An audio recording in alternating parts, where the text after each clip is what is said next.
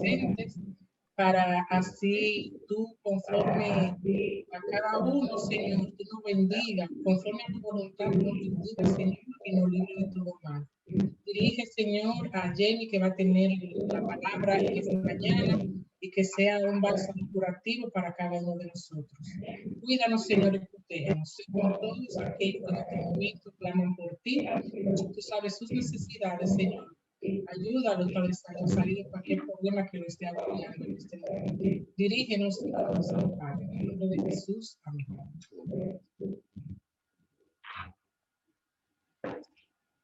Bueno, Jamie, el tiempo es suyo. Para los que no la conocen, ella es Jamie, es la esposa de mi sobrino Ambioris. Ella en esta mañana desde Santo Domingo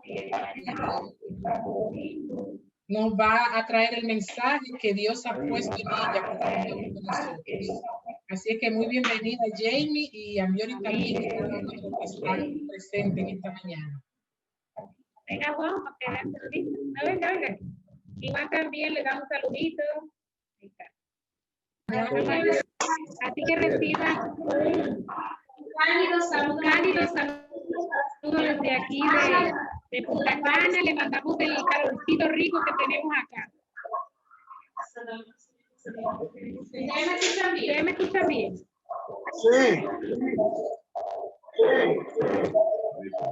Hay mucho ruido, Jamie, no se escucha bien. Yo creo que tienes que pagar este. Sí.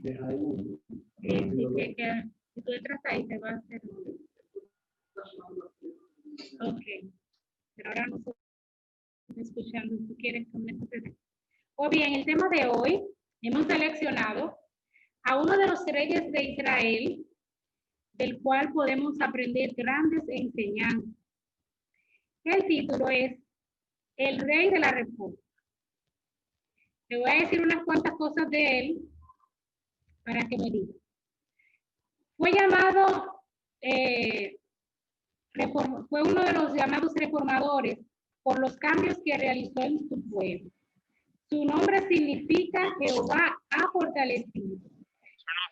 Reinó en Judá desde los años 720 aproximadamente hasta el año 686 a.C.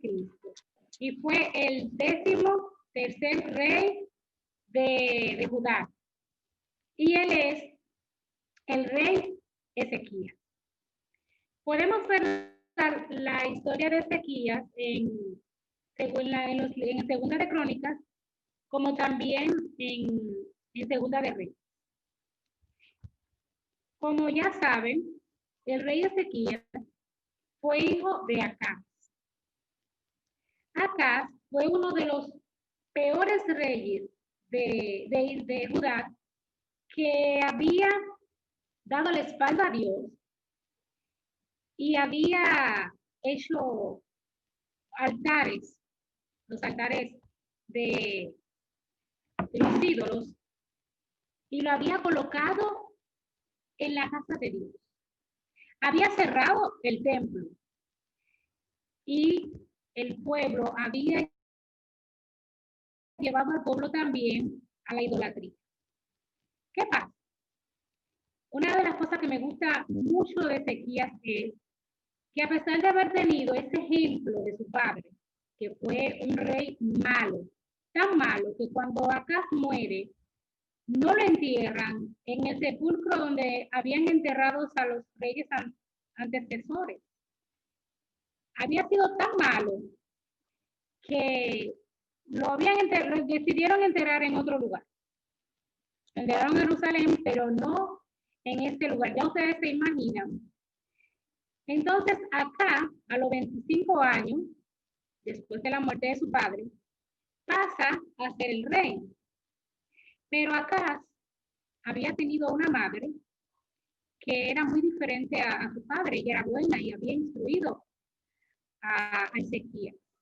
Así que Ezequías, desde que toma posesión en el reinado, una de las cosas que hizo, que podemos buscarla, me van a ayudar, en Segunda de Crónicas 29. Vamos a leer del 3 al 10.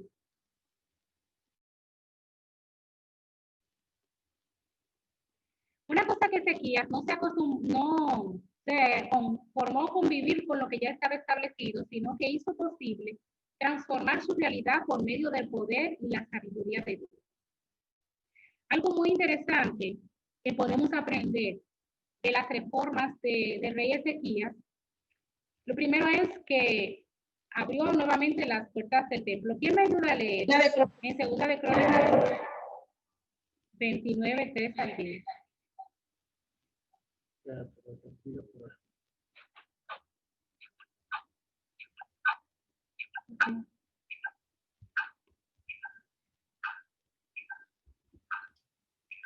Segunda de Crónicas, ¿qué?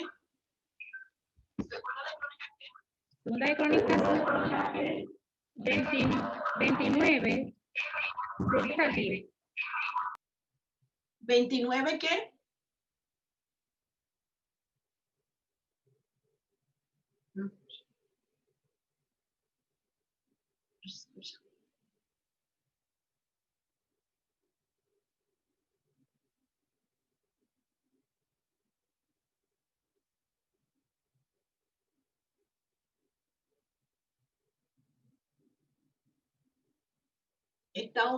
No se escucha. No se escucha bien. Ahora sí, ok. Segunda de Crónicas 29, ¿qué? Del 3 al 10. Ok, yo lo leo. En el primer año de su reinado, en el mes primero, abrió las puertas de la casa de Jehová y las reparó, e hizo venir a los sacerdotes y levitas y los reunió en la plaza oriental. Y les dijo: oídme, levitas, santificaos ahora y santificad la casa de Jehová, el Dios de vuestros padres, y sacad del santuario la inmundicia. Porque nuestros padres se han rebelado y han hecho lo malo ante los ojos de Jehová nuestro Dios, porque le dejaron y apartaron sus rostros del tabernáculo de Jehová y le volvieron las espaldas. Y aún cerraron las puertas del pórtico y apagaron las lámparas, no quemaron incienso ni sacrificaron holocausto en el santuario al Dios de Israel. Por tanto, la ira de Jehová ha venido sobre Judá y Jerusalén y los ha entregado a turbación, a execración y a escarnio, como veis vosotros con vuestros ojos. Y he aquí nuestros padres han caído a espada y nuestros hijos, nuestras hijas y nuestras mujeres fueron llevados cautivos por esto. Ahora pues yo he determinado hacer pacto con Jehová, el Dios de Israel, para que aparte de nosotros el ardor de su ira. Amén. Fíjense cómo una cosa de Ezequías es que había reconocido cuál había sido el error de los antiguos, de los anteriores reyes, y era que ellos le habían dado la espalda al Señor, y por eso ellos habían caído a mano de espada de sus enemigos, y él sabía que si se volvía a restaurar, si había esa conexión, ellos podían disfrutar de la protección de Dios. Otra cosa que hizo fue el poder nuevamente restaurar la Pascua. Cuando él derrumba, una cosa muy interesante, cuando quita los ídolos de acera y de los demás ídolos que estaban colocados en la casa de Dios, también la serpiente, que desde el tiempo de Moisés, la serpiente que fue levantada, cuando ellos fueron mordidos por la serpiente, que ellos habían murmurado contra Dios, entonces Dios mandó a Moisés a levantar una serpiente para que ellos, al mirar la serpiente, podían ser sanados. Desde ese entonces, ellos le colocaban incienso y adoraban esa serpiente. Había pasado imagínense desde Moisés. Sin embargo, él, que se había inclinado a buscar la sabiduría de Dios, rompió con todo eso. Ya ustedes pueden imaginar el significado que para ellos era esa serpiente, esa estatua que también la habían convertido en un ídolo. Eso pues también lo derivó. En la Pascua, que se había celebrado también desde Moisés, que lo podemos leer en Éxodo 12:14, también ellos habían dejado de celebrar la Pascua. Éxodo 12:14 como ya se había instituido, ¿quién me lo puede leer? Bienvenida, Audrey.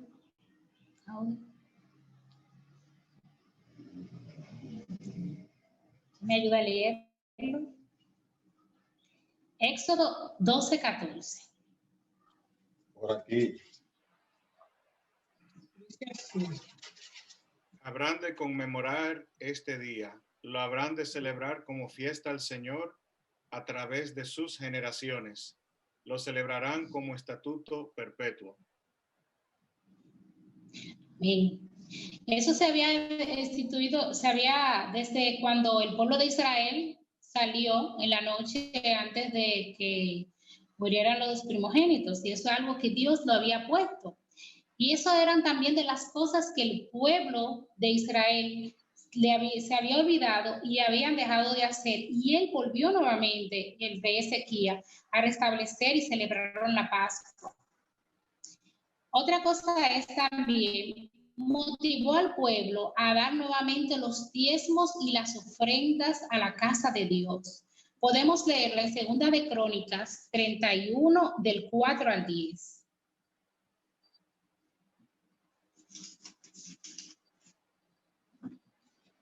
¿Me ayudan a leer la vista? Segunda de Crónicas, ¿qué? 31, del 4 al 10. Ok, 31. Ya lo tengo. Ok. Además, le Ok, pidió dele. al pueblo de Jerusalén que llevara sus diezmos a los sacerdotes y levitas para que no tuvieran necesidad de realizar otras tareas, sino que pudieran entregarse completamente a sus deberes en la forma exigida por la ley del Señor. El pueblo respondió inmediatamente y en forma generosa con las primicias de las cosechas de trigo, de vino nuevo, aceite de oliva, miel y de todos los frutos del campo. Ofrecieron igualmente el diezmo de todos sus ingresos. El pueblo que se había ido de Judá a las tribus del norte y el pueblo de Judá que vivía en las provincias también trajeron los diezmos del ganado y de las ovejas y el diezmo de las cosas dedicadas al Señor, y los pusieron en grandes montones. Los primeros diezmos llegaron en el mes tercero, y en el mes séptimo aún seguían creciendo los montones. Cuando Ezequías y sus funcionarios fueron a ver los grandes montones, bendijeron al Señor y elogiaron al pueblo. ¿De dónde ha venido todo esto?, preguntó Ezequías a los sacerdotes y levitas. Y Azarías, el sumo sacerdote del clan de Sadoc, respondió: estos son diezmos. Hemos estado comiendo de ellos por muchas semanas, y esto es lo que ha sobrado. El Señor en verdad ha bendecido a su pueblo. Amén. Miren cómo también Ezequías, el pueblo se había descuidado. Fíjense que había suficiente en la casa y que había incluso quedado. Fueron de las cosas que en las reformas que Ezequías logró con su pueblo. El pueblo había descuidado su adoración a Dios y había dejado de traer los diezmos a la casa de Dios. Cuando el pueblo escuchó el llamado del rey, se motivaron a dar y dieron en abundancia. Y el pueblo fue bendecido por Dios. Si hay escasez en nuestras vidas, ya ustedes saben, si podemos ver, copiándolo de la historia de Ezequías, en qué nosotros también tenemos que reformar. Otra cosa que podemos aprender de sus batallas. En la historia de Crónicas, podemos leer, ustedes recuerdan que el rey Senaquerib, que era el rey de Asiria, había conquistado a los otros pueblos, incluso a los demás pueblos de Samaria, a los reyes del norte. Y todos habían cedido porque ellos pues habían ganado la batalla. Cuando ya todos los demás, imagínense que en ese entonces ese era el ejército más grande y más poderoso. Por eso donde ellos llegaban, donde llegaba el rey Senaquerib de Sirio con su soldado, pues simplemente, pues esa era una batalla segura. Y muchos pueblos, para no perecer, lo que hacían era que se rendían ante el rey Senaquerib. Entonces, en Segunda de Crónicas, a partir del 32, del 1 al 8, podemos leer. Dice, hecha todas estas cosas, todos los de Israel que habían estado allí, salimos por las ciudades de Judá y quebraron la estatua y destruyeron las imágenes de acera. Bueno, ahí en resumen. Cuando ellos escucharon que el rey Senaquerib iba a ir a luchar contra ellos, lo que hizo fue que reunió a sus sacerdotes, a sus consejeros, y como ustedes pueden imaginarse, ellos tenían miedo, porque el pueblo de Israel no era un pueblo que estaba preparado para una guerra. Ellos no tenían ni la cantidad de soldados, ni la cantidad de armaduras. Ese era un ejército de 185,000 soldados que estaban preparados con carros, con las espadas, con armaduras. Imagínense que con el pueblo de Israel, con el pueblo de Judá, que no estaba preparado, sus murallas no estaban tan bien fortalecidas. Así que, ¿qué hizo? Déjame ver, el 8, del 8 adelante. Dice, cuando Ezequías y los príncipes vinieron y vieron los montones, bendijeron a Jehová y a su pueblo. Y preguntó Ezequías a los sacerdotes y a los levitas acerca de esos montones. Y el sumo sacerdote Azarías de la casa, 32, estoy en el 31, perdón. Dice, cuando ellos se reunieron, ¿verdad? Después de estas cosas y de la fidelidad del pueblo de Israel, vino Senaquerib, rey de los asirios, e invadió Judá y acampó contra la ciudad fortificada con la intención de conquistarlos. Viendo pues Ezequías que la venida de Senaquerib y sus intenciones de combatir a Jerusalén, tuvo consejo con sus príncipes y con sus hombres valientes para cegar las fuentes de agua que estaban fuera de las ciudades, y ellos los apoyaron. Ellos lo que dijeron, bueno, como ellos van a venir con sus ejércitos y ellos alrededor de todo el reino tenían fuentes, ellos lo que hicieron que taparon esas fuentes para que cuando el ejército estuviera allí, pues no tuviera como ellos pues tener agua. Así que eso fueron una de las medidas que ellos empezaron a buscar para poder contrarrestar esa guerra que era segura. Entonces se reunió mucho pueblo y cegaron todas las fuentes y los arroyos que corrían a través del territorio, diciendo, ¿por qué han de hallar los reyes de Asiria muchas aguas cuando vengan? Después, con ánimo resuelto, edificó Ezequías todos los muros caídos e hizo alzar las torres y otros muros por fuera. Fortificó además a Milo en la ciudad de David y también hizo muchas espadas y escudos. Y puso capitanes de guerra sobre los pueblos y los hizo reunir en una plaza de la puerta de la ciudad, y habló al corazón de ellos diciendo, esforzaos y animaos, no temáis. No tengáis miedo del rey de Asiria, ni de toda la multitud con la que él viene, porque hay más con nosotros que con él. Con él está el brazo de carne, mas con nosotros está Jehová nuestro Dios para ayudarnos y pelear nuestras batallas. Y el pueblo tuvo confianza en las palabras del rey Ezequías el rey Ezequiel. Pues hay en la historia, que pueden continuar leyéndola, que es bastante interesante, y pueden seguir en Segunda de Reyes 32 y continuar en la 33. ¿Qué pasa? Que ellos, a pesar de estarse preparando y sentirse muy animados, pues ellos llega su momento en que tienen su duda. Ellos le mandaron al rey de Asirio, le mandaron la cantidad que él les había pedido el tributo para no ir a guerra, y ellos decidieron mandárselo, la cantidad de 300 toneladas de plata y 30 toneladas de oro.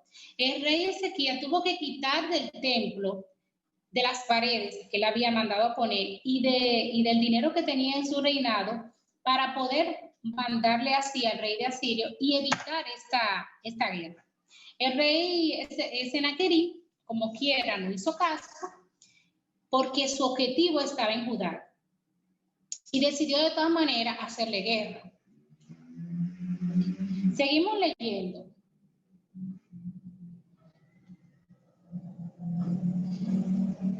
Miguel, ¿en dónde tú estás leyendo? Que no lo encuentro. En Segunda de Crónicas 32, empecé a leer del 1 al 8. Ok. Pero estoy haciendo resumen porque la historia es un poquito larga. ¿Qué pasa? Que cuando ya, a pesar de eso, el rey Senaquerib mandó a su jefe de los soldados y a su copero, y le mandaron un mensaje diciéndole que todos los demás reinos se habían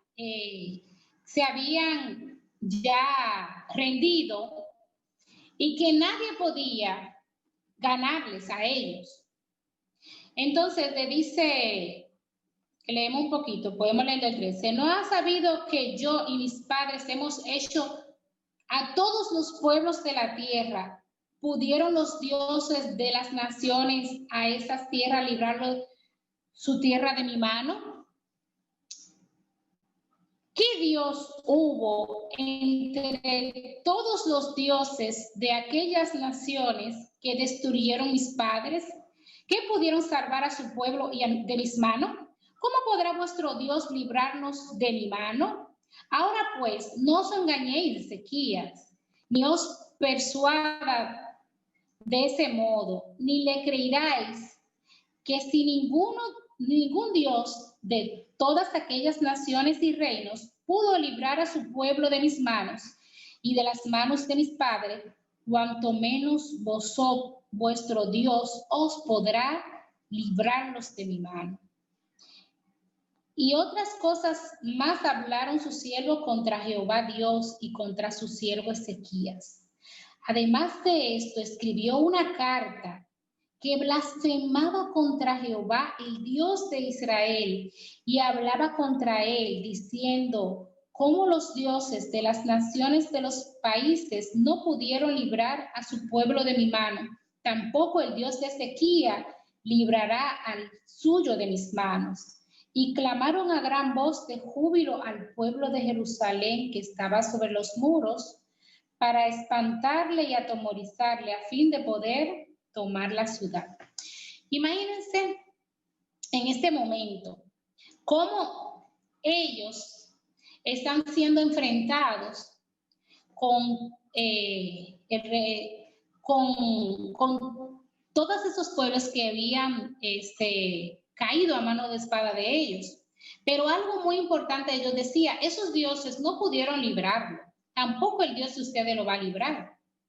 Pero Senaquerib hizo algo muy bueno, que también podemos aprender de él, y es que cuando él recibe esta carta, donde el rey Senaquerib estaba blasfemando contra Dios, él fue y llevó la carta y se arrodilló ante el Señor y rasgó sus vestidos y oró al Señor.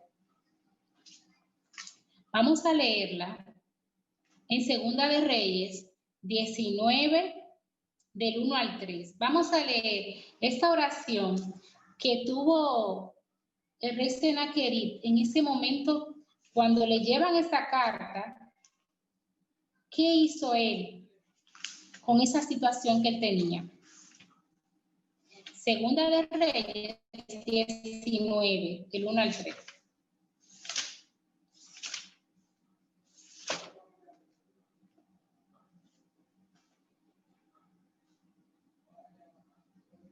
¿Lo leo o no lo leo? Ah, pues lo están poniendo aquí. Bien, perfecto.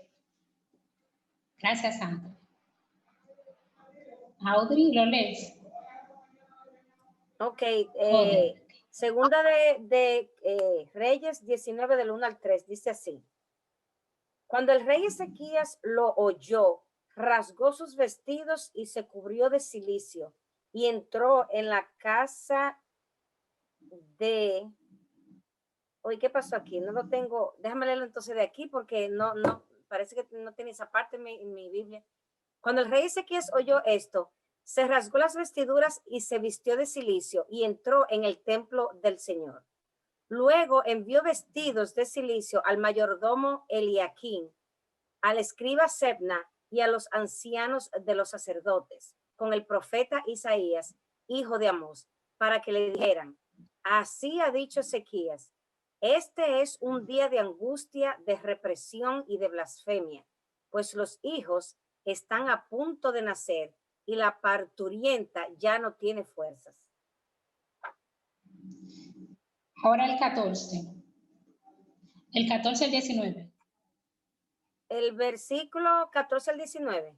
Ok, dice así. Y Ezequías tomó las cartas de mano de los embajadores y después de leerlas, subió al templo del Señor y extendiéndolas delante del Señor, oró en su presencia y dijo: Señor y Dios de Israel, que habitas entre los querubines, solo tú eres el Dios de todos los reinos de la tierra. Tú hiciste el cielo y la tierra. Inclina, Señor, tu oído y escucha. Abre, Señor, tus ojos y mira. Oye las palabras que Sennacherib, que ha mandado blasfemarte a ti, el Dios viviente. Es verdad, Señor, que los reyes de Asiria han destruido naciones y países y que han lanzado al fuego a sus dioses. Pero es que ellos no eran dioses, sino hechura humana de madera y de piedra. Por eso los destruyeron. Pero ahora, Señor y Dios nuestro, sálvanos de tu poder. Yo te lo ruego, para que todos los reinos de la tierra sepan que solo tú, Señor, eres Dios. Amén.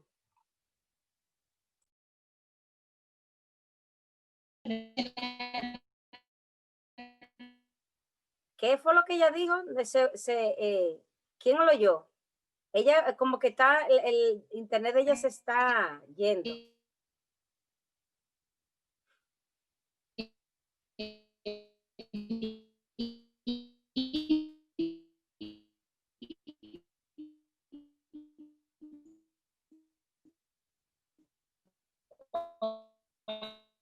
Miguel, tu internet como que tiene problemas.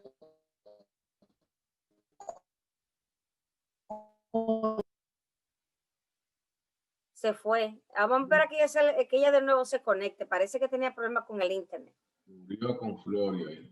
Bien, entonces, ya el rey Sennacherib se inclina a Dios y se pone a orar. Ahora podemos ver cuál fue el resultado en el versículo 35. Un momentito, déjame apagar eso. Busca el versículo 35, Tony.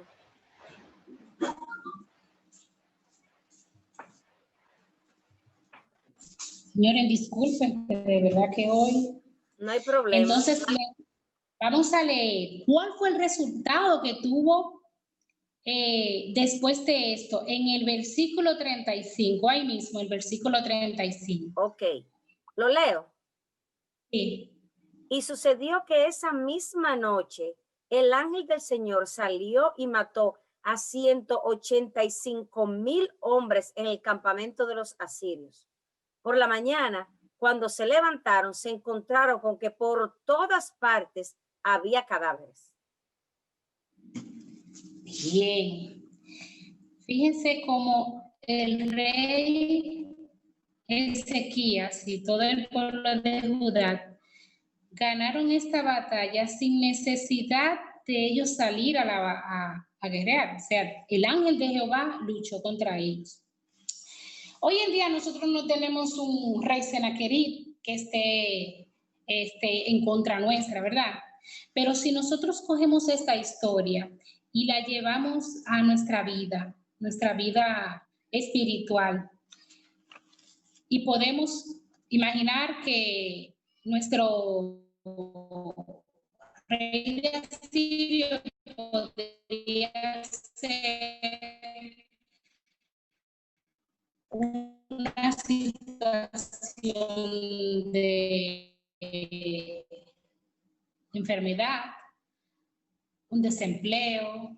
Imaginémonos, cada quien tendrá su rey Sennacherib, que podemos llevar las enseñanzas, tomar la vida y la reforma que hizo Ezequías con el pueblo y nosotros llevarlo a nuestra vida, para que así nosotros también podamos tener la victoria en contra de lo que nosotros tengamos, cual sea nuestra situación. Lo primero es que todas esas cosas que podemos tener en nuestra vida, esos ídolos, vamos a decir, quizá lo que una música secular, esas cosas que están en nuestra vida, pero que sabemos que no son correctas, nosotros lo que debemos de hacer es quitar toda aquella cosa que nos impide de mirar al Señor. Así que vamos a hacer también, a tumbar todos esos ídolos que hay en nuestra vida para que nosotros podamos volcar nuevamente nuestro corazón a Dios y también ser bendecido como fue el pueblo. Otra cosa importante es el hecho de que podamos también ser fiel a los diezmos y las ofrendas. El pueblo de Israel se había olvidado de esto, pero cuando nuevamente ellos se volcan nuevamente al Señor, empiezan a diezmar, lo hicieron con abundancia. ¿Y qué hizo el Señor con ellos? Los bendijo grandemente. Así que podamos serle siempre fiel a Dios en lo que Él nos pide, que son los diezmos y las ofrendas. Y también vamos a poder ser bendecidos. Otra cosa importante de la enseñanza que podemos tomar y es aprender de esa batalla. Cuando se vio en esa situación, ellos trataron por algunas alternativas, pero cuando ya no encontraba nada más que hacer, fue y se volcó y llevó su problema delante del Señor. Como así mismo Ezequías llevó la carta y se postró ante el Señor. Mira, Señor, este es mi problema, esta es mi situación, te lo presento allí. ¿Y cuál fue el resultado? Que logró la victoria. Y no fue por su mano, sino por la mano del Señor, porque ellos no tuvieron que hacer nada. Así que algo también, si los muros de nuestra vida, si tenemos alguna situación que nos lleve a estar débil, pues vamos a levantar esos muros caídos y esos escudos y esas espadas, que el escudo de la fe, la palabra y la espada de la fe y el escudo, la espada de la palabra de Dios y el escudo de la fe, que nosotros podamos también sacar ese tiempo para que podamos orar, que podamos estudiar la palabra de Dios, para que así nosotros podamos ser fuertes y enfrentar a los reyes que vengan en contra nuestra y podamos tener la victoria que en Cristo Jesús. Así que vamos a ver quién opina, porque quedamos en que todos van a opinar, pero lo veo ahí calladito. ¿Qué enseñanzas ustedes pueden aplicarla en su vida y podamos llevarla a esos días? Vamos a ver. Vamos a ver, los micrófonos están abiertos, no todos a la vez. Espérate. Ok, ahora sí tú me oyes, ¿verdad? Ese tema tuyo tiene que ver con unos versículos que yo estaba leyendo anoche, que era de la lección de esta semana de escuela sabática, de que dice que si os pedid, os los daré, que yo no me recuerdo cómo era que decía, pero realmente cuando uno le pide algo a Dios, uno tiene que creer que le va a ver. Y uno tiene que mover un dedo. Mira cómo es, tú sabes que esa historia de Sennacherib y esos 185,000 soldados muertos, yo no me recuerdo en qué momento era que yo lo estaba leyendo y me gustó mucho porque si tú vas a donde él, te postras o sea, a Dios, tú no tienes que mover un dedo porque ya tú se lo pusiste en las manos de él. Él, o sea, tú como humano, tú haces lo que él te manda hacer y lo que tú puedes hacer. Pero cuando ya el control se sale de tus manos y tú necesitas una intervención divina, tú vas a él y ya, olvídate del asunto porque él lo va a hacer de alguna manera u otra. Te digo un ejemplo, por ejemplo, cuando el hijo mío, cuando nosotros nos mudamos donde vivimos ahora, tuvimos que quitar al hijo mío de la escuela donde él estaba, así de repente, casi al final de año escolar, y fue bien difícil. Y cuando ese muchachito llegaba aquí dando gritos y llorando, diciéndome, mami, que yo no quiero estar en esa escuela, que me quite, a mí se me rompía el alma. Y yo un día desesperada, que no hay, la madre sufrimos todo lo que le pasa a los hijos, y yo me arrodillé en el baño yo sola, y me quedé yo no sé cuánto tiempo orando y pidiendo, yo, Señor, nosotros estamos haciendo esto porque tú fuiste que nos guiaste, tú fuiste que dijiste que nosotros teníamos que para acá. Ayúdanos, Señor, porque a mí, o sea, a que Anthony, a buscar la manera de cómo él se va a quedar así en la escuela y cómo podemos salir de esta situación. Pues, o sea, yo derramé mi alma así, yo sola, arrodillada a Dios, y después fui y me acosté. Al otro día, pues, llevé a Anthony a la escuela, o no sé si fue que la guagua lo pasó a buscar, no me recuerdo. Y cuando él llegó, y yo le pregunté, digo yo, mijo, ¿y cómo te fue en la escuela? Me dice él, bien. Y yo hasta me sorprendí. Yo le había pedido a Dios, pero me sorprendí de la respuesta de Dios, porque así que son. Y cuando yo nada más dije, cuando ya yo caí en cuenta, digo yo, gracias Dios, porque le diste a él paz, pudiste que él encontrar el camino, no sé cómo fue que sucedió, pero eso fue una intervención divina. Al yo derramar, perdón, la petición a él. O sea que me identifico con esa historia. Yo quiero decir algo. Y es que yo hablé con mi hermana. Usted sabe que ella tenía COVID. Entonces yo hablé con mi hermana y le dije, yo tengo una cadena de oración. Yo tengo una cadena de oración, así que eso ya mismo se te va a quitar. Y yo hablé con ella ayer y esa es mi hermana. La que yo hablaba con antes no era ella, pero la que yo hablé ayer, ella ya estábamos ahí hablando y hablando, así que ya esa es mi hermana, así que ya está mejor, ya el lunes se tiene que hacer la prueba y la gloria sea para Dios. Amén. Ay, amén. También quiero decir algo, o sea, me identifico con el tema de hoy, como dijo Audrey, también con un pequeño testimonio, que como familia, ¿verdad? Uno pasa muchas pruebas. Y nosotros, como familia, hace muchos años tuvimos una prueba, ¿verdad? Y mi esposo como que se rindió y dijo, no, aquí no hay arreglo, esto se embromó, ya esto está perdido. Y yo le decía, no digas así, que yo oro mucho por eso, y yo tengo un Dios que yo creo en él, y confío en él, y yo sé que él nos va a ayudar. Y él me decía, no, eso tiene que ser un milagro de Dios. Y yo le decía, bueno, pues confía, porque yo sí estoy confiando en que Dios va a hacer el milagro. Y cada vez que poníamos el tema de la situación, él decía, no hay arreglo, no hay arreglo. Y yo le decía, pues yo sí espero la solución de ese problema. Mi hermano, y se solucionó el problema, fue un milagro.